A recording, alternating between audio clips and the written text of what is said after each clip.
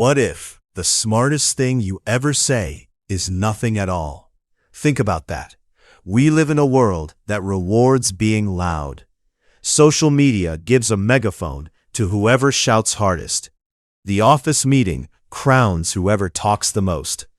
And yet, the most intellectually formidable people throughout history were known, more than anything else, for their silence. Not because they had nothing to say, but because they understood something most people never figure out: that some conversations aren't arguments, they're traps. Today, we explore exactly why through one of history's most brutally honest thinkers, Arthur Schopenhauer. Before anything else, let's clarify something. When we say fool, we're not talking about intelligence, not someone who didn't go to college, not someone who made a mistake. That's just a human being. A fool, in the deeper psychological sense, is someone ruled entirely by their ego.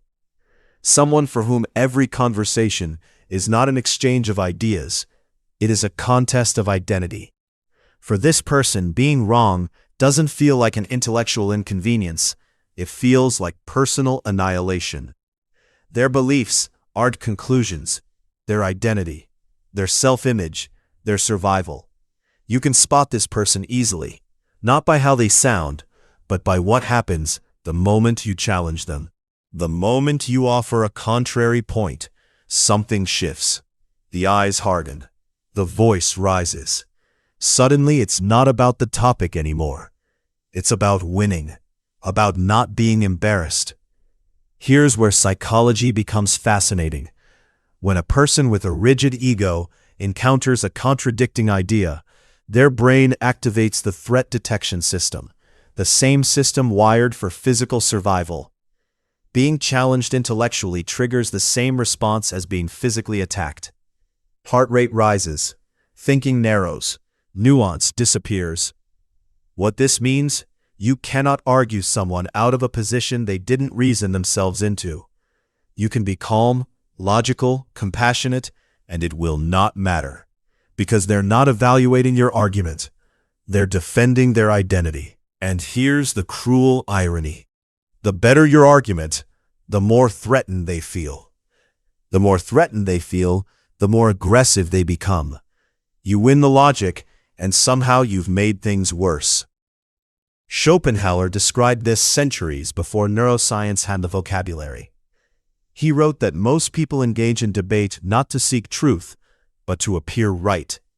He called this heuristic dialectic, the art of winning arguments, regardless of where the truth actually lies. He was unflinching about it. Most people, he argued, are not interested in truth, they are interested in dominance. The intelligent person sees this clearly, and so they make a different choice. Not the silence of weakness, not the silence of someone with nothing to say, but the silence of someone who has already calculated the outcome and found the conversation to be a losing investment. Think about energy. Every argument, every emotional confrontation, every attempt to penetrate an ego-fortified mind, it costs you something. Cognitive energy, emotional stability, time. And what do you get in return? If the other person isn't genuinely open, nothing. You leave more frustrated, less focused, no closer to truth. But there's something even deeper. When you engage with someone arguing in bad faith, you start mirroring their aggression. You find yourself using their tactics. The conversation pulls you down to a level where you no longer recognize yourself. The fool doesn't just waste your time. They temporarily make you one of them. Let's bring this to life. 3 scenarios. A workplace meeting. You point out a flaw in someone's idea, clearly and respectfully. But they don't hear critique, they hear attack. Within minutes, it's not about the idea. It's about who's been here longer, who undermined whom. Next time, the intelligent colleague says nothing in the meeting. Not indifference, precision. A family dinner. Someone makes a factually wrong statement. You correct it calmly. Within seconds, It's about respect, about everything that happened years ago. Was being right worth that dinner? Social media. Someone is furiously wrong in the comments. You start typing.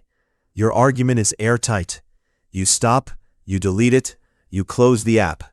Somewhere, your nervous system sighs with relief. Schopenhauer would have recognized each situation immediately. Now let's build something practical. Before you speak in a difficult conversation, ask yourself 3 questions. First, is this person actually open? Not in theory, in this moment.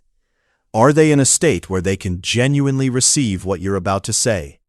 Second, what is the real cost of engaging? What will this conversation take from you, and what is the realistic return? Third, am I speaking to help or to win? Be honest. If the answer is to win, stop. Because winning against someone not playing the same game doesn't make you smarter. It makes you tired. When you conclude someone isn't open, silence is not giving up. It is choosing the battlefield wisely. You are under no obligation to enter every arena you're invited into. Schopenhauer believed most human suffering in social life comes from not accepting what other people are. Not accepting that some people will always need to be right. The intelligent person makes peace with this. They don't need the last word. They need their peace of mind intact. Silence is not passive. It is the most active choice a mind can make when it has assessed the situation and found that nothing valuable will be created by speaking. The fool mistakes this silence for weakness, and that is fine. The intelligent person does not need to be understood by someone who has already decided not to understand. Spend your words like currency, only where they can grow into something real. Because the wisest response to a burning building is not to argue about who started the fire. To walk calmly out the door.